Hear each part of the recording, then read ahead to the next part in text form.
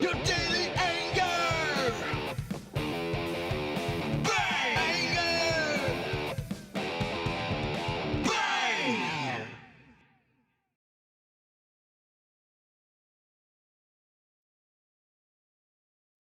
Ladies and gentlemen, welcome to the Daily Anger Bang. My name is JC with the Aloha Press. This is your late night rated R golf content.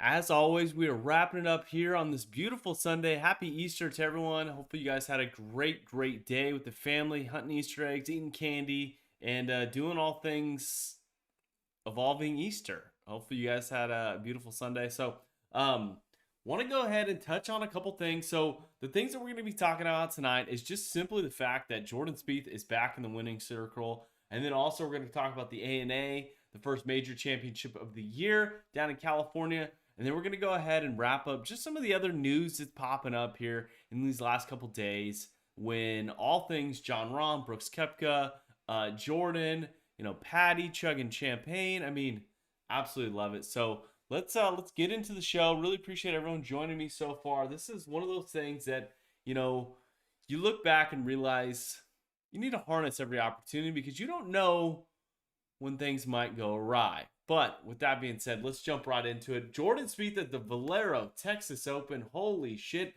It was something that we have been waiting a long time for.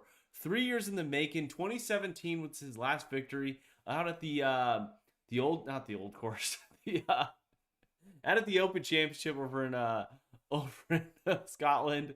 And it was one of those things that, you look back and at that time when he won his last championship, his last major, last tournament, and you look back at kind of the knife he gave Matt Kuchar, and you think and you realize that slow play is a huge problem for Jordan Spieth. But today they were paired up with all threes, and he got it done. I mean, it was absolutely interesting and spectacular. It was one of those things that you realize there was a lot more on the line when it comes to Jordan Spieth.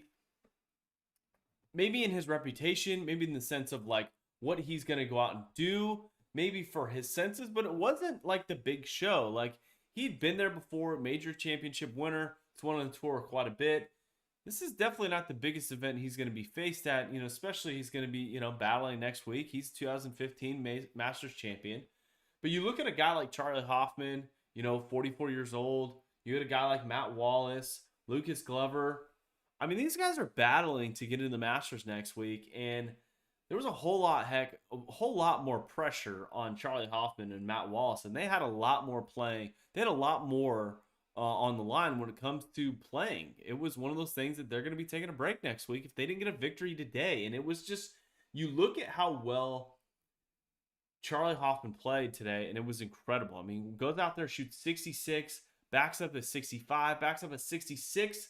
But you look at his actual round, and you realize that, that 75 on Thursday just absolutely kicked his ass. And if you think like, if he just turns that 75 into a 72, he beats Jordan Spieth by one shot, and we've got a hell of a story. Now, the news media definitely would not want Charlie Hoffman, getting it done at a Valero Texas Open, but it was one of those things that he has done well at this particular event. Hell, Charlie Hoffman's actually won this event, and you think it's going to be, one of those days where Jordan Spieth just steps on everyone with those fancy cowboy boots, but it's not. Charlie Hoffman battled, was chipping in, fist bumping, gave a lot of action, a lot of energy and excitement. And you look at it and you go, damn, absolutely damn. Jordan Spieth, is he back? Is he back? I mean, he's put together several rounds of golf here in the recent months that you looked at and you go, he could have easily won 3 golf tournaments. I mean, from the Waste Management, Pebble Beach. You look at those events and you realize, like, holy shit, like even Riviera, hell, he was in the mix for that. And you think, like, damn, WGC, I mean, it's just crazy the amount of half-ass golf he's playing. Like, he is spraying it all over the place. He's one of those guys that just can't keep it on the fairway. He's openly saying, like, my game is still not very good. And he's going out there and getting victories. And it's just one of those things that he said, like, in his post-round interview. It's like, he's either going to miss the cut, and he'd have been still preparing for next week like he would if he would have won the event. And I kind of call bullshit. Like, a guy who actually goes out there and gets it done, the week before, you think, oh my God, like, is it too soon? But You think back to the 2006 Houston Open. You think back to 2001. And you look at those 2 years, and you're going to notice two guys who won the Masters Championship. 2001, Tiger Woods won the week before he got his green jacket. And then you look at 2006, and Phil Mickelson won Houston Open before he got his green jacket. There's a long laundry list of guys who have actually gotten it done the week before. And it gives Jordan Spieth some opportunity to actually think like maybe, just maybe, he's going to pull the trigger next week. We'll see. So that's Jordan Spieth getting it done at the Valero Texas Open. One of those things that you just realize, like, they give away the shittiest trophies. I swear, if anyone ever gave me a pair of boots that I had to put on with golf pants as my trophy, I'd be pissed. I'd be absolutely pissed. Now, he still gets the 2 years exemption. He's going to cash a nice $1 million check. Maybe he'll go buy a better pair of boots. I don't know. It's the ugliest damn thing. Is he ever going to wear those things? Ever? You never know. Probably not. But touching on a couple other things that we want to hit on this beautiful Easter Sunday. Jon Rahm becomes a father before Masters week. He didn't give birth. His wife gave birth to their first child a couple days ago, and it was rather exciting. Good for them. That's beautiful things. As children are born. Shout out to Juan. He just recently had one of our buddies had a child a couple days ago. I believe they're sharing birthdays with Jon Rahm's kid. Congratulations to him. But the thing that you got to think back, and you realize like Jon Rahm's going to be in the mix of the Masters. I mean, he's going to be an open ticket to pick this week. And that's great news. I mean, happy for his kid and everything's safe and everything's going well. But it kind of opens him up. I mean, you give a guy like him like an opportunity to kind of, think freely. He might come into the Masters week just blazing. We'll see. And another thing when it comes to the PGA Tour and all that news, Brooks Koepka was seen at Augusta National on Sunday practicing, and he was actually headed out to the golf course today. And he was asked, what the hell? Like knee surgery a couple weeks ago, and all of a sudden you're here? Like the rumors were spread 2 weeks ago. We talked about it in the newsletter that there was no way that this guy was going to compete. It was rumored that he was going to be out 6 to 8 to 9 months before he'd ever see a golf club again, let alone play in the Masters. But he's back. He's absolutely back, which is exciting news. He gave this little quote to the golf media. Unfortunately, the Aloha Press wasn't able to make it out there at Augusta, but he said this. He told this to reporters: if I knew I was going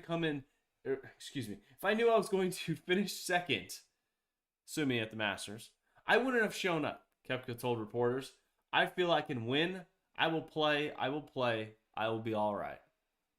It's good news. We got Jon Rahm and Brooks Koepka in the mix, which is absolutely entertaining. It kind of speaks to the to the action of like he's not wussing out for the Masters. He might be able to propose on the bad knee, but he's also going to be able to play golf on it, which is exciting.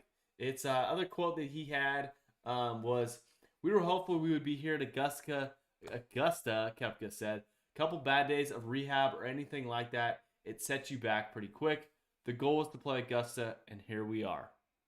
Oh, we're almost to Masters Week. We don't want to jump into it too much. We're going to be highlighting all those things. Let's get to the ANA Inspiration down in beautiful Southern California, where they had another fanless major championship. It is really absolutely pretty sad for the girls down there, especially for some of the play. It was absolutely incredible.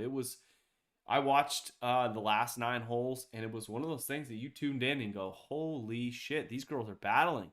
You never thought Patty, who had a 5-stroke lead coming into Sunday, that she'd be even worried.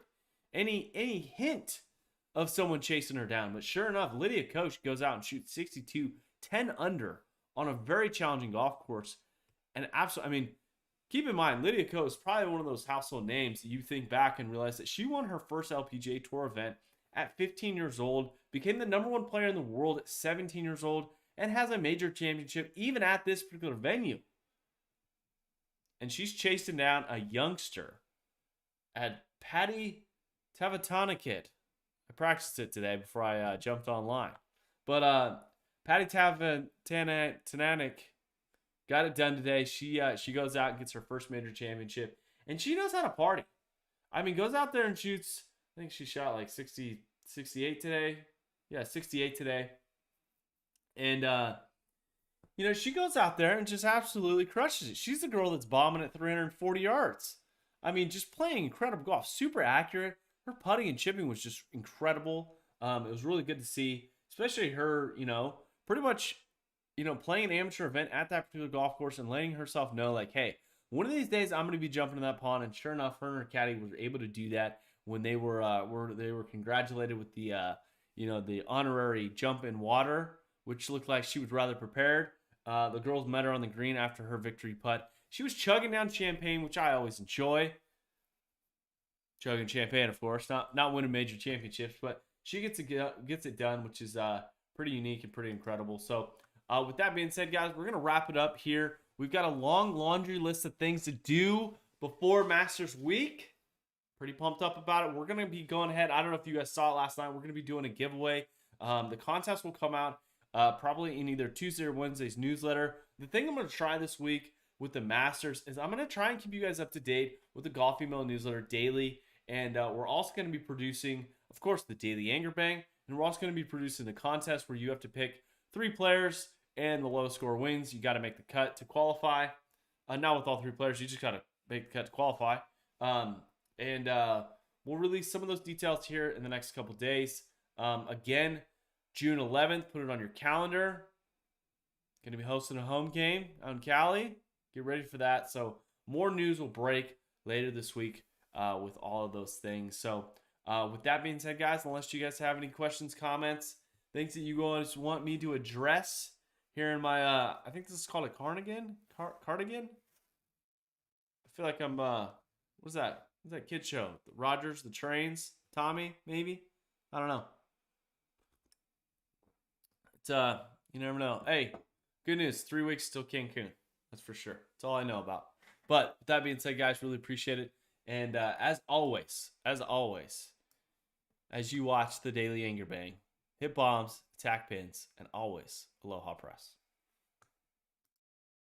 Your daily anger.